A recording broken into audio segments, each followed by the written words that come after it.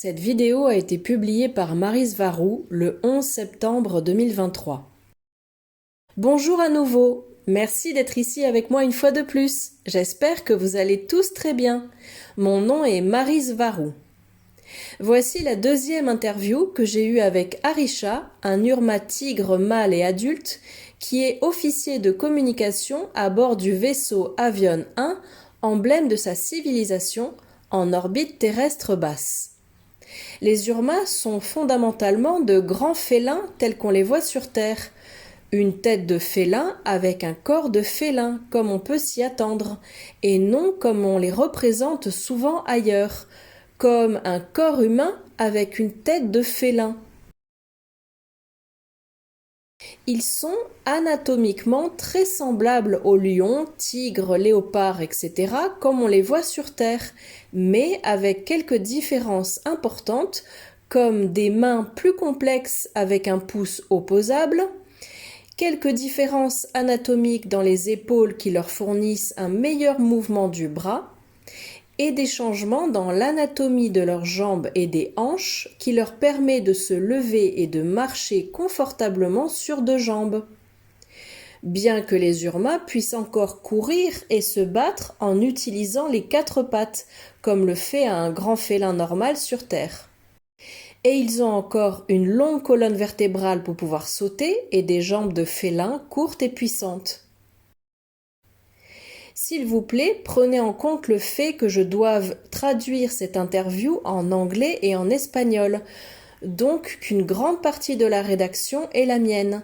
Mais je fais tout mon possible pour conserver toute son essence, ses concepts et ses idées, le plus fidèlement possible à ce qu'a dit le grand félin.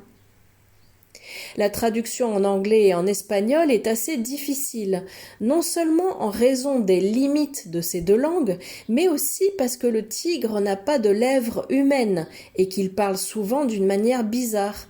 Il ne peut pas prononcer des lettres comme M, P, B, V, et il exagère trop les lettres O, G et surtout R, ce qui le rend souvent difficile à comprendre.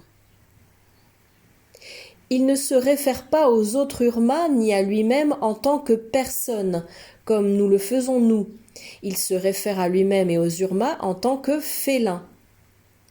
Sa voix est profonde comme un tonnerre et se termine par des réverbérations de ronronnements ou des grognements, et il parle de manière calme et contrôlée. Donc la voix artificielle que j'ai choisie pour le représenter ici est la meilleure que j'ai pu trouver. Voici l'interview. Bonjour Harry, comment vas-tu? Merci de me permettre de t'interviewer une fois de plus. Comme première question, pourrais-tu dire à notre public à quoi tu ressembles et tes proportions? Bonjour Marie, je t'en prie. Je suis Arisha de la planète Avion, système solaire de Vega, dans la constellation de la Lyre. Je suis l'un des félins qui travaille au centre des communications sur le vaisseau de mon roi. Je suis de race Urma tigre orange. Dans votre langue, je mesure 3 mètres et 23 centimètres quand je suis pieds nus jusqu'à la pointe des oreilles et je pèse 317 kg. Je veux centrer cette interview sur votre éthique, vos concepts et modes de vie Urma, afin qu'ils puissent être mieux compris par la population humaine. Beaucoup de gens sur Terre pensent que le peuple Urma adore une divinité appelée Chat cosmique, comme si c'était leur religion. Quelles sont vos pensées et perspectives à ce sujet, s'il te plaît? Je ne connais pas le concept de chat cosmique. Je ne connais aucun Urma qui adore une divinité. Ça, c'est une façon de penser humaine, et dans tous les cas, tous les Urmas sont des chats cosmiques. Je ne connais aucune divinité du chat cosmique, je ne sais pas de quoi tu parles. Note d'Héloïse Alciona. En réalité, Marie ne le sait peut-être pas, car elle ne connaît pas toutes les informations qu'ont transmises ses prédécesseurs taïgésiens Agossia et Robert. Mais c'est Svaru de Hera qui avait parlé de ce concept du grand chat cosmique Agossia, lorsqu'elle lui avait décrit la race des Urmas en 2018. Pourtant, elle n'en parlait pas comme d'un dieu et encore moins comme d'une religion, mais plus comme le fait que les Urmas mettent des félins partout, dans leurs décorations et leurs représentations de toutes sortes, et que, par conséquent, ils sont même capables de représenter la source originelle par un félin. Et pour plaisanter, Gosia Esvarou avait appelé ça le grand chat cosmique. Marie étant arrivée à bord du Toleka en juin 2021, elle ne connaît pas toutes les informations qui ont été transmises avant elle. Fin de la note. C'est pas grave, merci Harry. Pourrais-tu décrire les concepts basiques de l'éthique que suit le peuple Urma? Je voudrais savoir comment pense un Urma, ses valeurs, ses schémas de pensée. Qu'est-ce qui fait que sa mentalité est féline et qu'est-ce qui la différencie de la mentalité humaine? La dernière fois, tu as mentionné que tu voulais partager ces points de vue avec moi et mon public. Alors, n'hésite pas à partager toutes tes pensées. Que pensent les félins Urma? Nous sommes directs et transparents. Nous ne cachons pas la vérité et n'essayons pas de la déformer pour qu'elle soit mieux acceptée par quiconque.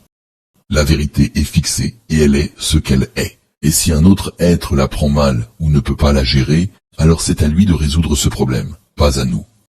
Nous n'avons pas besoin de cacher aucune vérité, car nous n'avons rien à craindre.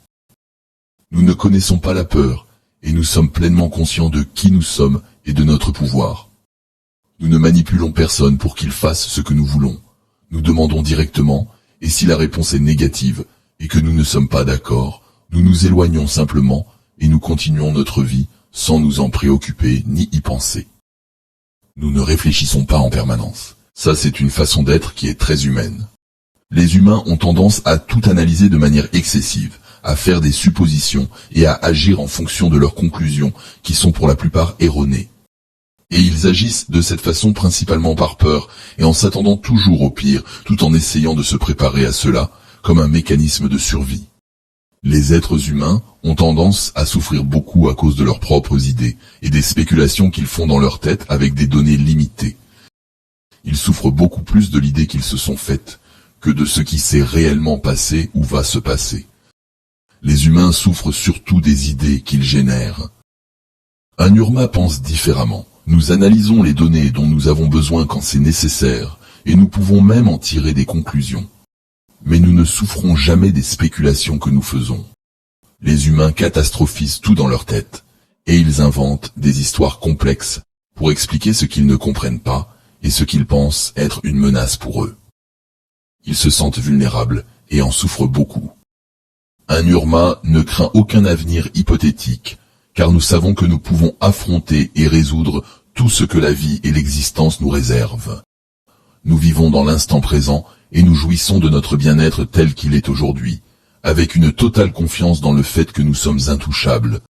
Donc nous ne voyons aucun intérêt à nous faire du souci par rapport à des suppositions vides, des histoires ou des résultats et des prédictions négatives, tandis que nous affrontons la vie sans peur et dans une confiance féline. Notre mode de vie et notre philosophie intrépide sont au cœur de chaque Urma, et comme nous ne craignons rien, nous ne manifestons aucune peur dans la matière, et cela ne fait que nous rendre plus forts et nous permet de prospérer en tant qu'individus et en tant qu'espèce. Cette philosophie intrépide nous a valu le statut de superprédateur et d'espèce dominante dans toute cette galaxie. Nous aimons nos épées et nos armes technologiques ou anciennes, non pas parce que nous aimons la violence, mais parce qu'elles nous donnent la force et la confiance pour relever tous les défis auxquels nous pouvons être confrontés. Nous résolvons d'abord nos besoins et nos problèmes personnels avant ceux des autres. Et depuis la perspective et le point de vue humain, il pourrait même y avoir un côté narcissique à cela. Nous cherchons d'abord notre confort et nos intérêts. Mais c'est parce que nous savons que la seule façon d'aider réellement les autres, c'est lorsque nous sommes dans une position de force, quand nous avons de la stabilité dans nos vies. Nous ne pouvons aider les autres que lorsque nous avons nos pensées et notre esprit clairs. Cela ne sert à rien d'essayer d'aider les autres lorsque notre esprit est confus et dispersé, car cela entraîne des erreurs de jugement et de mauvaises décisions. Nous nous aimons nous-mêmes en premier lieu, en tant qu'individus Urma et en tant que race. Nous sommes des personnes fières, et nous ne souhaitons jamais être quelqu'un d'autre que celui que nous sommes. Nous voyons notre culture et les autres Urma comme des extensions de nous-mêmes, donc ce que nous faisons pour aider les autres, c'est ce que nous voulons pour nous-mêmes en tant qu'individus. Lorsque toute une culture voit et agit de cette façon, et que cela augmente le courage et la clarté de pensée et d'idées de chacun, cette culture prospérera comme aucune autre. Notre mentalité est de rester fidèle à nous-mêmes, de suivre notre guide félin interne. Par conséquent, nous ne pouvons jamais suivre les règles et les intérêts des autres, ou seulement si c'est le mieux pour nous. Tout comme nous voyons tous les autres félins comme des extensions de nous-mêmes, nous voyons aussi d'autres races et personnes que nous aimons comme d'autres nous-mêmes. Ce que nous aimons, nous le faisons nôtre et nous le protégeons comme une partie de nous-mêmes, peu importe si ce sont aussi des félins ou non. Nous sommes des personnes extrêmement loyales et notre honneur de félin est au-dessus de tout. Notre parole reflète ce que nous sommes et nous la respectons comme nous nous respectons nous-mêmes. Vous devez d'abord apprendre à vous respecter vous-même avant d'attendre que les autres vous respectent. Vous devez apprendre à comprendre vos pensées et vos valeurs, votre éthique et vos idées pour être honnête avec elles par-dessus tout le reste. Cherchez d'abord votre confort et votre bien-être, et à partir de ce point de stabilité, aidez tous les autres que vous sentez, qui en ont besoin, mais jamais à votre détriment. N'aidez jamais si cela vous fait souffrir. Suivez cette règle même lorsque vous devez prendre des décisions difficiles qui peuvent finir par contredire ce que je viens de dire. Vous devez créer et développer votre ensemble de valeurs par vous-même, dans la clarté mentale, ne jamais copier celles des autres, et restez fidèles à vous-même avec le maximum de vérité et d'intégrité. Faites que ceux que vous aimez soient votre priorité et grandissez ensemble comme une unité. Les félins Urma voient les obstacles et les difficultés comme des opportunités de croissance, de dépassement et d'expansion. Nous ne nous soucions pas de la douleur et de l'inconfort, car nous les voyons comme une motivation pour grandir en tant qu'espèce, et ce, avec fierté. Notre conception de la mort est très différente de celle de l'humain. Contrairement à vous, nous ne voyons pas la mort comme quelque chose de tragique, pas plus que nous ne la craignons. Nous affrontons notre mort avec nos épées à la main, et nous embrassons notre destin en combattant comme les prédateurs que nous savons que nous sommes. Nous nous rappelons de nombreuses vies antérieures, et nous savons que nous naîtrons de nouveau pour combattre un autre jour. C'est pourquoi nous savons mourir comme de vrais guerriers honorables. La vie est remplie de conflits et de difficultés. Affrontez-la avec force et sans peur comme un tigre. Et surtout, affrontez-la avec honneur, et de sorte que vos ancêtres soient fiers de vous. Vous ne pourrez jamais laisser vos problèmes derrière vous. Ils vous rattraperont toujours dans cette vie, dans la prochaine, ou encore la suivante. Vous devez leur faire face avec un esprit clair et une forte détermination. La peur est inutile. La peur vous fait répéter constamment les mêmes problèmes. Affrontez la souffrance de la vie, affrontez l'humiliation, le manque de respect, la douleur. Ressentez-les, faites-en une partie de vous, et dissolvez-les entièrement avec votre intégrité inébranlable, votre respect pour vous-même, votre courage et votre honneur. Ne craignez pas la douleur et les difficultés, car elles sont le chemin qui vous conduira vers vos objectifs. Affrontez-les, supportez-les, faites-les vôtres, et sentez-vous à l'aise avec la souffrance. Travaillez pour atteindre vos objectifs avec une détermination féline et un honneur sans faille. Ne parlez pas de ce que vous allez faire, taisez-vous et faites-le tout simplement. Je sais que beaucoup d'entre vous se sentent en prison, comme si toute leur vie était une prison. Et ça, c'est la nature de la réalité sur la terre et dans sa société. Mais tout cela est dans votre esprit, dans vos pensées et dans vos spéculations catastrophiques. Maîtrisez votre esprit, vos peurs, vos émotions et vos idées, et vous dominerez la vie sur terre. Là-bas, vous devez grandir par vous-même et devenir fort. Mais vous devez le faire en silence, sans jamais faire confiance en quelqu'un qui n'est pas proche de vous, étant donné que ce sont tous des agents du système et qu'ils veulent juste vous ramener à la normale.